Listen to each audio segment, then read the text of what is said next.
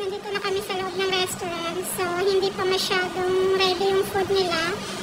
Nagre-ready pa lang sila. Pero may mga food ng konti doon. So, ito yung place guys, papakita ko. Ito yung entrance nila guys. Nakikita ninyo.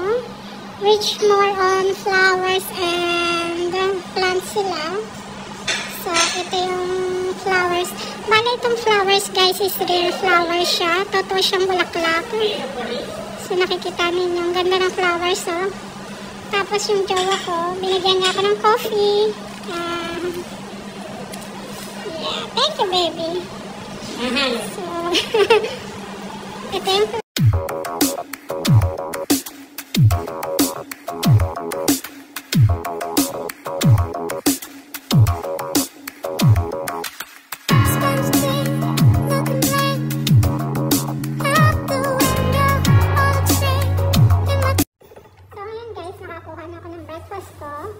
So, ang kinuha ko is bread, dalawang bread siya guys.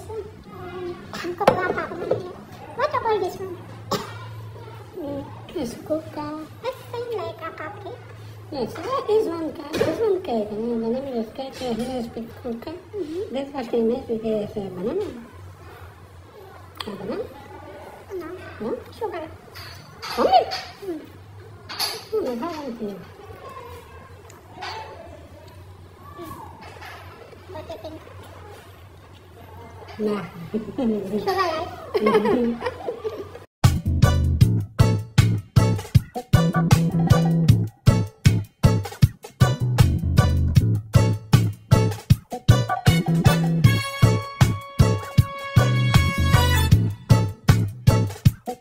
Dito guys, magandang place to for relax na.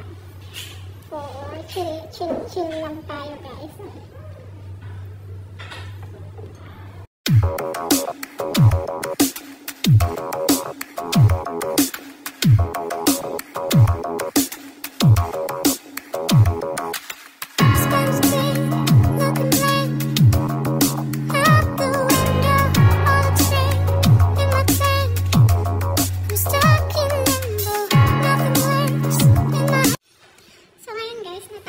Breakfast namin. So, ang kinain lang namin is bread tsaka dessert guys. So, dito pala sa abroad guys, hindi ka kumakain ng breakfast dito na kanin. Iba yung breakfast nila, tinapay.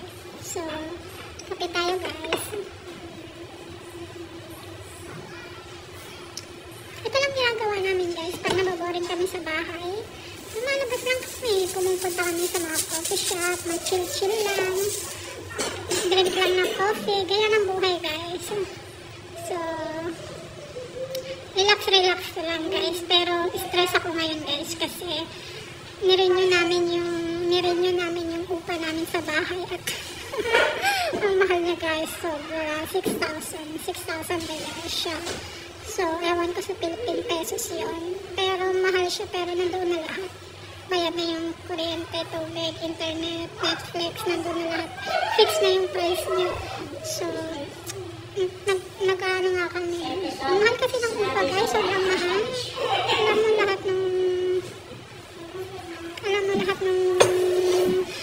ng mga kinikita niya, napupunta sa upa. Pero life is life na. Diba?